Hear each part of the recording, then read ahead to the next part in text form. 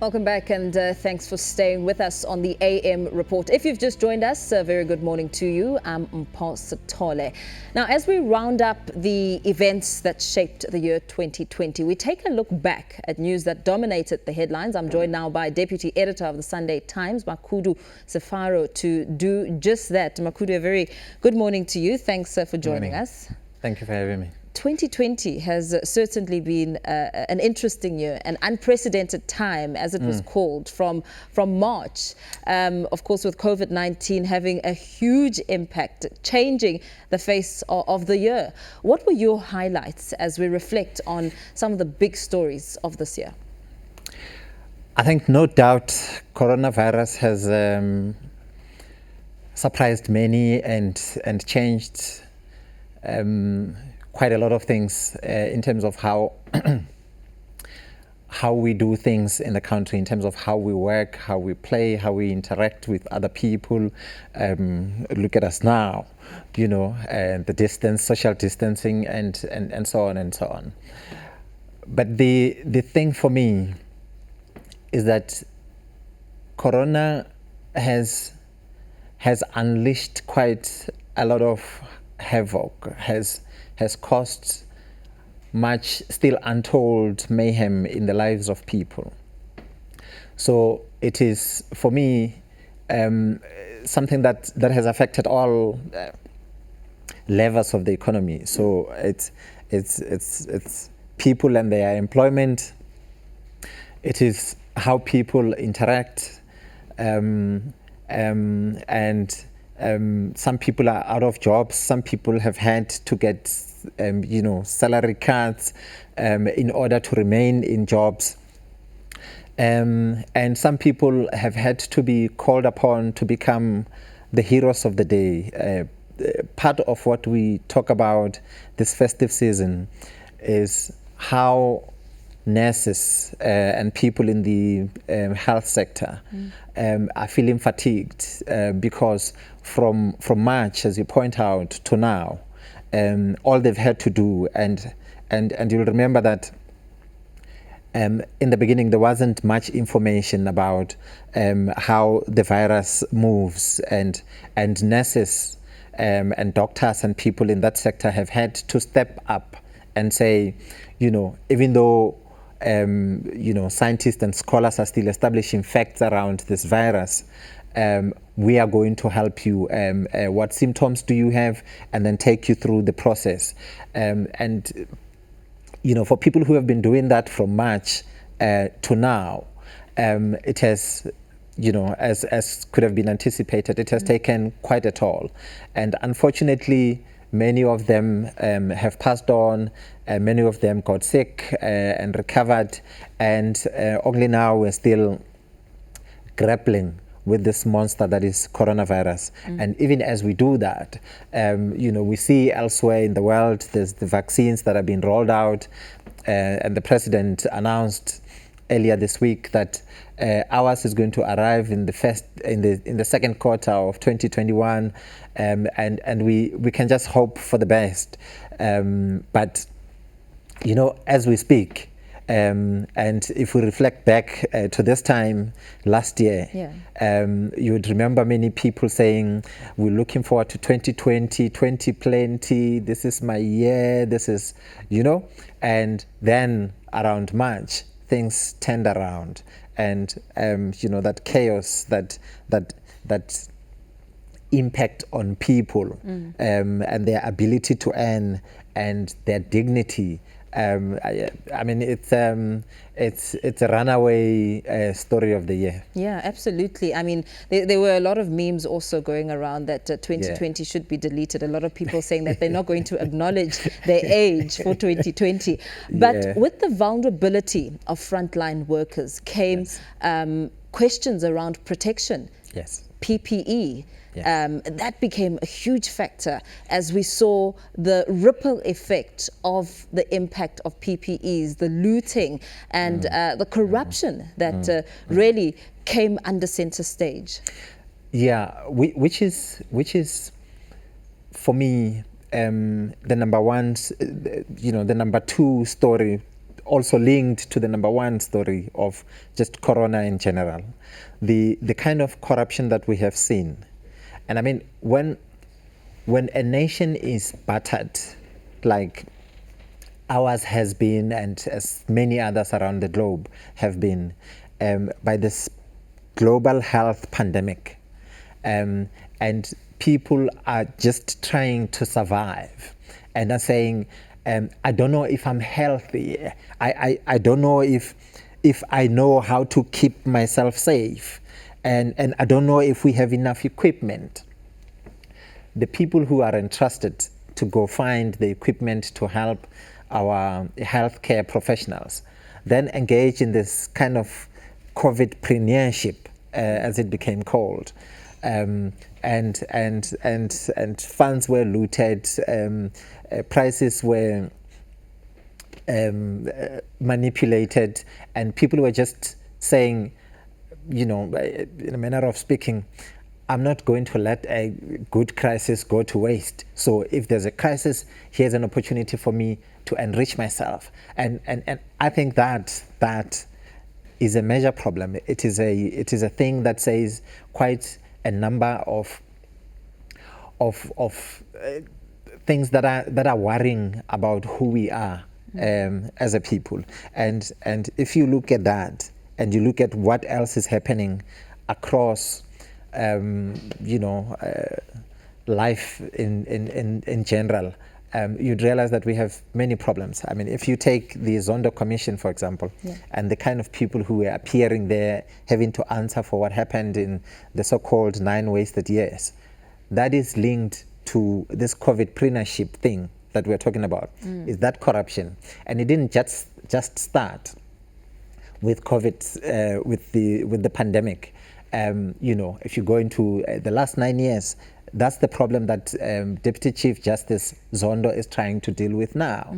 And if you go back to even before the 9 wasted years, apartheid itself, colonialism, it's just a cesspit of corruption and malfeasance that is keeping us backward, when in fact we need to be marching forward and catapulting our economy and focusing our attention on how to get our country out of not just the junk status, but the economy's inability to create much needed jobs.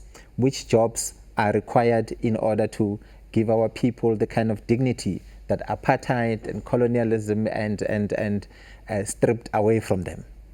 But what do we do when we have an opportunity, when we have a crisis? There are some in our country who are focused on just looking at themselves and how they benefit instead of how they contribute to the broader good of society. Do you think there were some surprising names to those who personally benefit? I mean, when we look at the ANC in Gauteng, how it found itself in this precarious position over the future of MEC Bandile Masuku, as well as presidential spokesperson Kusela Diko, that was also a big story. Yeah, I think the thing that was surprising for me about former MEC Bandile Masuku and how the presidential spokesperson got ensnared in the entire thing was that these are people who came forward, or who were thrust onto the national stage, as it were, on the back of a new agenda that was set by our president.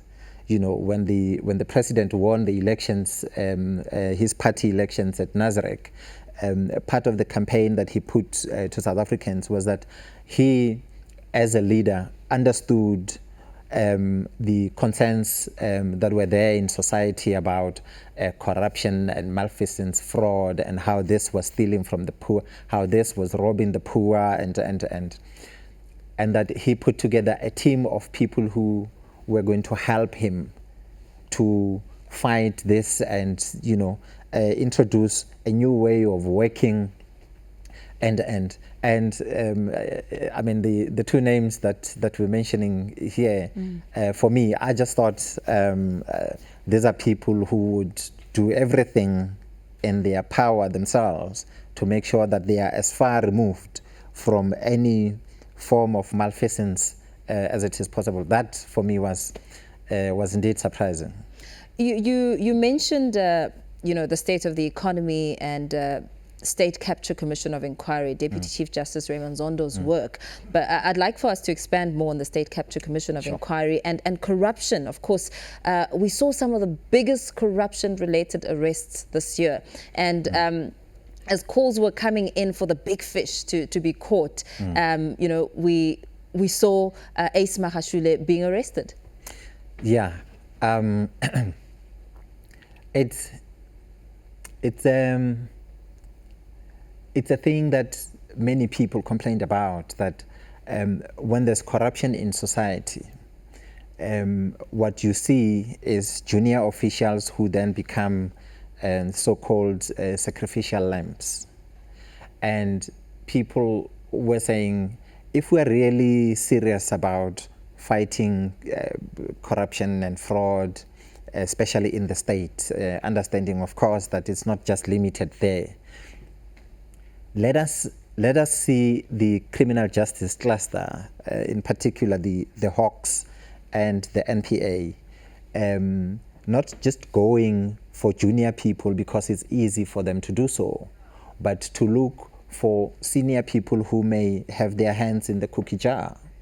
And until, of course, the arrest of the ANC's Secretary General, there weren't many names. But of course, I mean, Agrizi earlier in the year had went to the commission, rattled out a long list of people.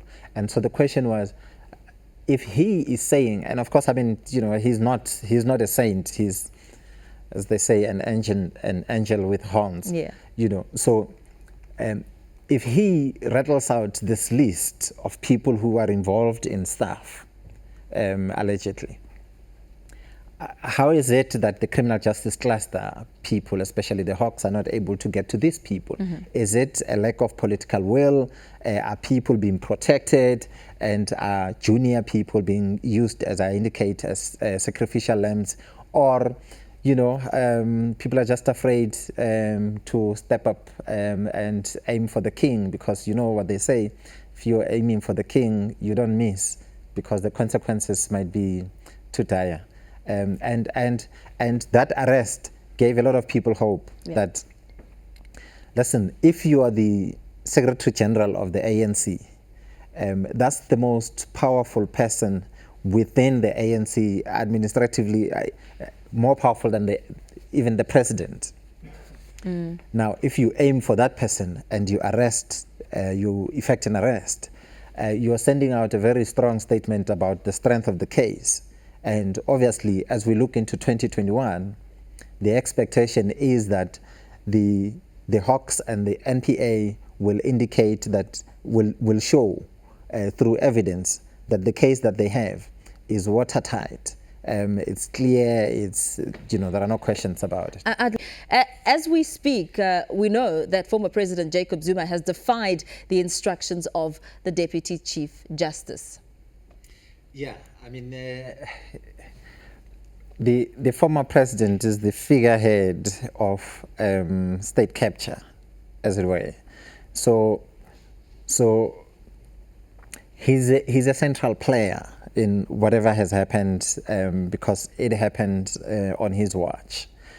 And so he is trying everything possible to make sure that he doesn't appear before the commission. He doesn't have to answer questions, because doing so will either probably incriminate himself or tarnish whatever is left of his image, and how he ran the country.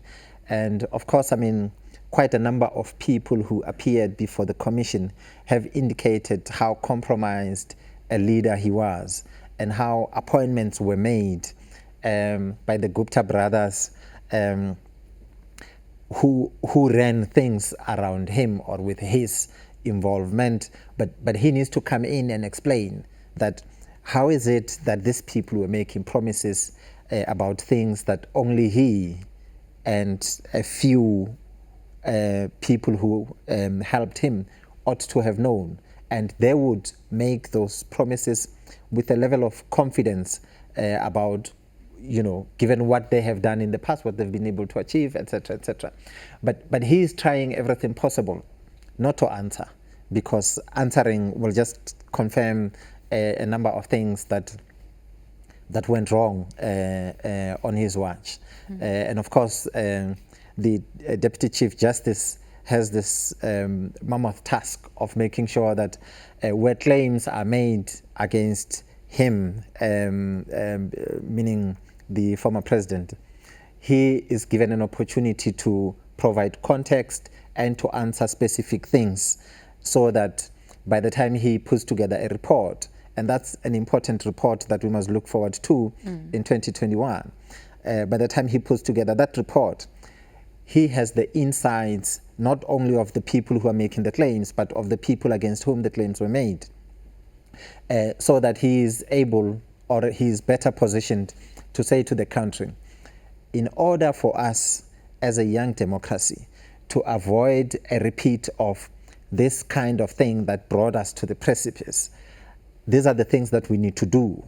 That should be informed by not just a one-sided, but by a comprehensive view of what happened. And President Zuma stands in the way of that kind of thing happening. But he is between a rock and a hard place, as we've seen with the Constitutional Court application.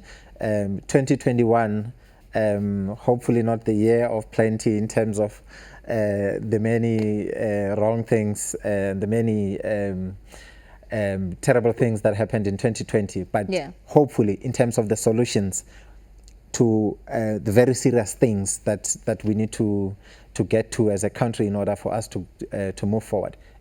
I'm hoping that the former president will appear and just clarify things so we can move forward. We can stop looking back 9 years, this, that, and the other, and there's no clarity. Let's get clarity. Let's see what's on the table, and let's make recommendations and move forward as a country. Because the biggest challenge we face, I think, is making sure that many people, many black people who were excluded because of apartheid, and the many people who stay in the townships and in informal settlements find meaningful participation in our economy today, and we are not able to have that conversation with the requisite energy, force, and attention, because we are sidetracked by the many different things about what has happened in the past,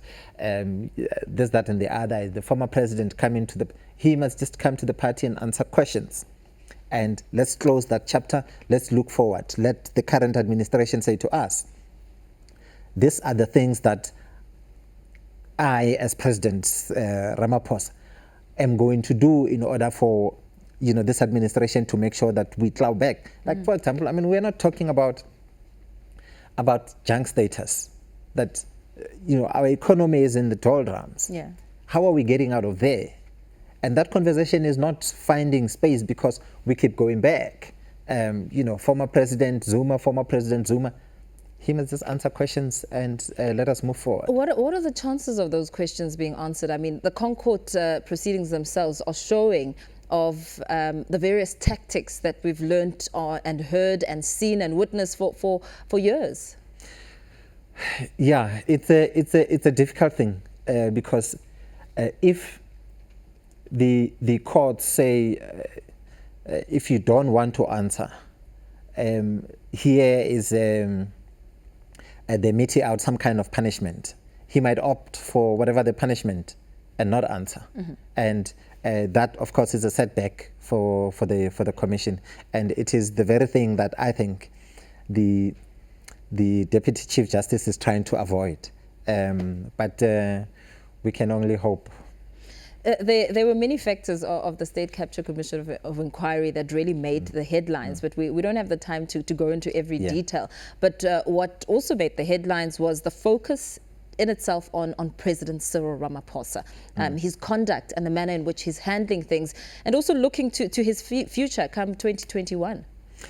Yeah, the chair of the commission has indicated that President Ramaphosa is going to make an appearance early in the new year before the commission. The point of interest, of course, is that there's a number of years in which the current president was the deputy to former President Zuma.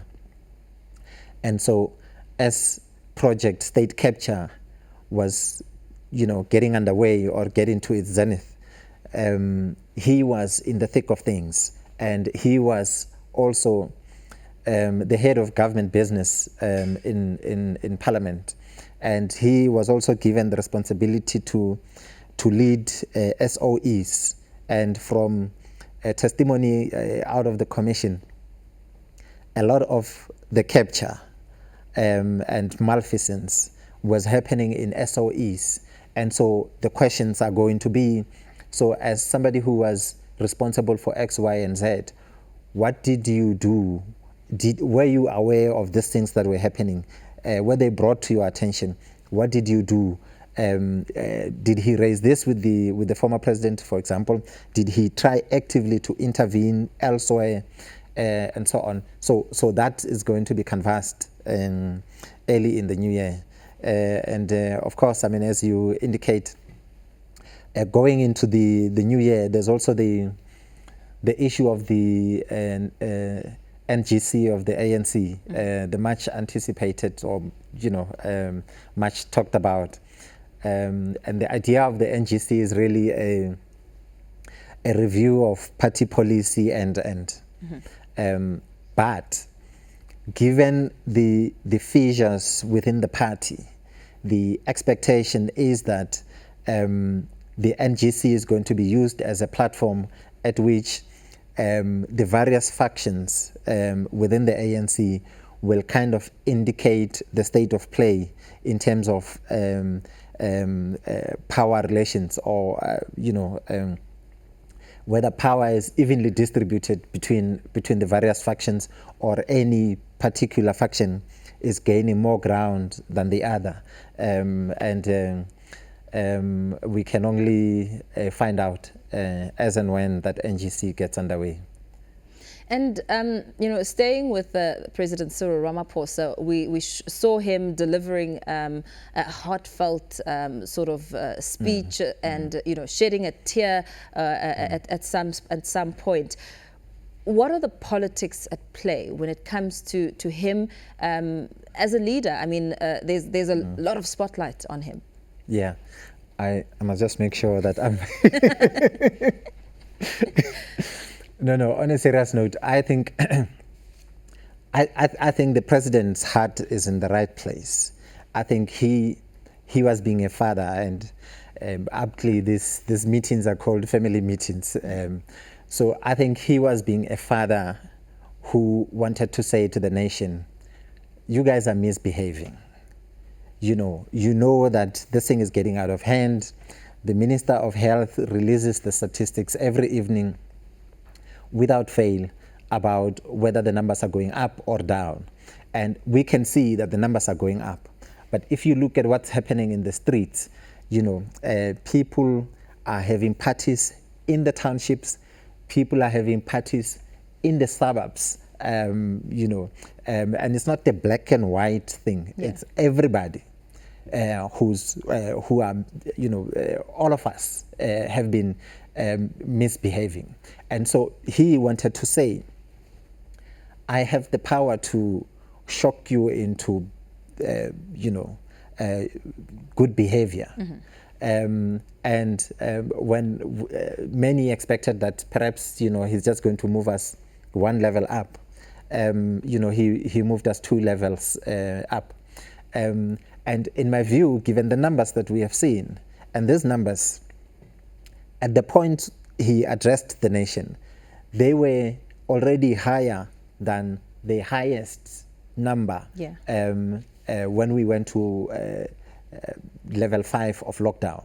So if he wanted to move us to level 5, he would have been justified, I think, except that the state, of course, does not have the resources to support, the kind of hard lockdown that we've seen early in the year, because that comes with a need for resources to help people that you say, this sector is closed, that sector is closed, so there's a budget that must come with that. And so that forced his hand to limit the lockdown to level 3, to say, and as the Minister of COGTA was at pains to indicate, the economy remains open. This is the line from government. But essentially, what government wanted to do was to say, we are quite unhappy with how South Africans are behaving, and we think that you guys are not taking this thing seriously. More people are going to be affected, more people are going to die, more people are going to get to hospitals and find that there's no sufficient oxygen, or there's no sufficient beds, or there's no sufficient number of personnel to help us deal with the many of you who are getting there because of not just corona, but the accidents and other things that contribute to the hospitals being burdened. And very lastly, very quickly before we let you go, what role can we as the media be playing to ensure that 2021 does indeed become a more disciplined sort of year in terms of behavioral changes when it comes to COVID-19? I think it's the importance of reinforcing the message that, and this is what we try to do too as the Sunday Times, to put out the message that when we say to people, wear your mask and keep social distancing and sanitize and don't go out unless you have to, that is not President Cyril Ramaphosa's message. That is not our government's responsibility. That is the responsibility of all of us as South Africans. It is the thing that we need to do, not for the government, but for the health of the nation. So the media, too, can play that important role and say to people, and make sure that the message isn't a top-down president to people, but that, from media house to whoever the audience is, this is your responsibility as a citizen of this country to do the right thing, because when you do the right thing, you help our country manage this pandemic, and when you do that, you help our economy to get off the ground, and when you do that, you help restore the dignity of people who are without jobs. And that's a greater responsibility we have. Absolutely. Thank you so much for your time. Thanks for joining us.